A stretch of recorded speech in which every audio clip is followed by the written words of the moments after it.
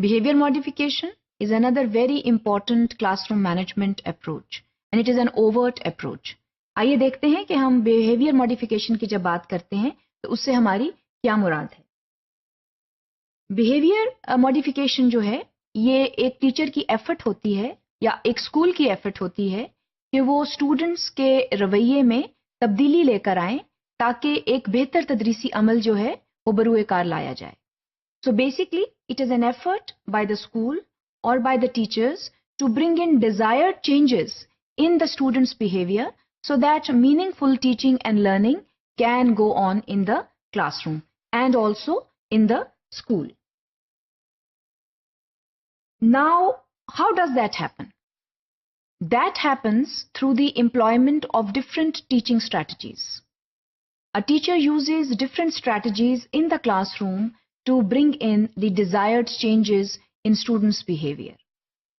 क्योंकि देखा ये गया है कि इंटिमिडेशन स्ट्रेटजीज यूज करके या अथॉरिटेरियन टीचर बनकर हम मसले को हल नहीं कर सकते।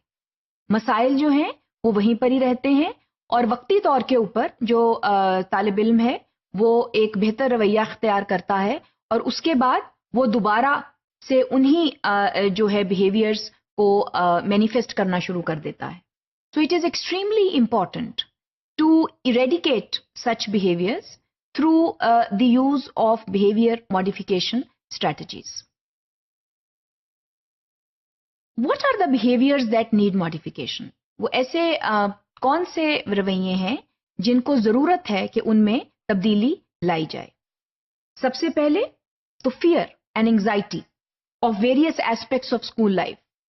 बाज़ तालिब इल्म जो हैं वो मुख्तलिफ फियर्स का शिकार होते हैं। किसी में फियर ऑफ एग्जाम्स होता है, बाज़ बच्चे जो हैं उनको स्कूल एंजाइटी होती है, स्कूल आने का खौफ होता है। बाज़ बच्चे जो हैं वो किसी के साथ बैठते हुए डरते हैं, बाज़ बच्चे जो हैं वो ग्रुप में काम करने से डरते हैं, बाज़ बच्चे जो हैं वो शाय होते हैं, दे लैक कॉन्फिडेंस।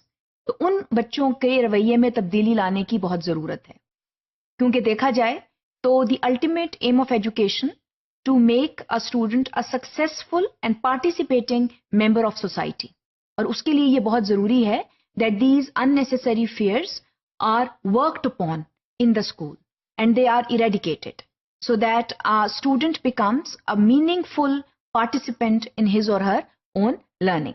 इसके अलावा मिसबिहेवियर, बाज बच्चे जो हैं वो बुनियादी तौर के ऊपर misbehavior शो करते हैं क्लासरूम में। They misbehave in the classroom and their behavior patterns need to be immediately addressed.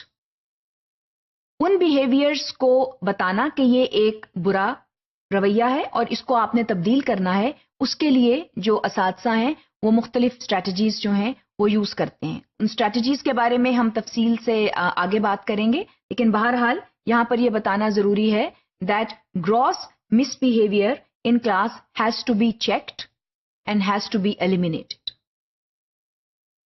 इसके अलावा substance abuse, बाज बच्चे जो हैं वो क्लासरूम की चीजों को तोड़ते फोड़ते हैं। Basically they abuse the materials that are there in the classroom.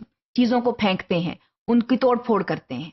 इन चीजों को भी जो है वो खत्म करना बच्चे के अंदर बहुत जरूरी है क्योंकि फिर it goes on and then it becomes a permanent habit of the student. So it is extremely important to focus on such behavior patterns.